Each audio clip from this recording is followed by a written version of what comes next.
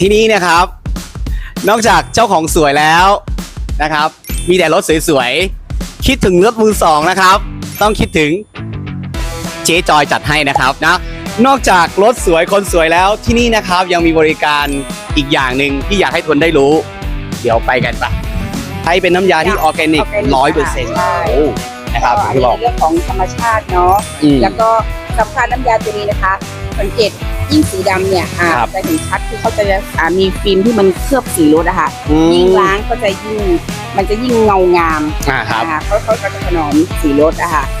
แล้วก็ที่สำคัญพอไม่มีสารเคมีเนาะเวลาเรานั่งในรถรู้สึกไงคะสบายใจ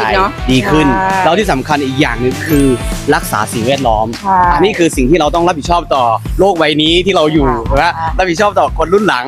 ค่ะถูกต้องค่ะราคาไม่ใช่ปัญหาคือสิ่งที่เราได้รับมันสำคัญที่สุดครับ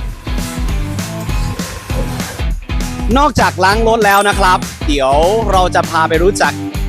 ธุรกิจอีกอย่างหนึ่งของ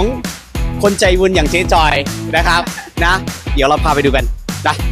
โอเคนะครับอย่างที่บอกว่าอยากให้รู้จักอีกอย่างหนึ่งที่เขาเรียกว่าคนใจบุญทำด้วยใจเนี่ยก็คือซ่อมรถด้วยใจนะครับเพราะว่าเฮียเนี่ยเขาเป็นคนที่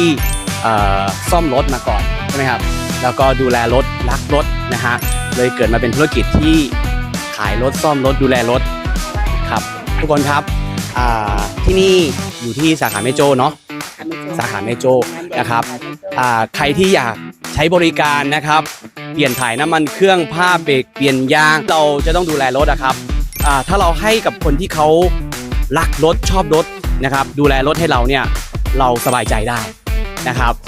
พี่ฟูนะครับก็เป็นคนหนึ่งที่รักรถมากชอบรถมากนะครับวันนี้ได้มีโอกาสมาที่มาหาเจ๊จอยเนาะก็ดีใจนะครับอยากให้ทุกคน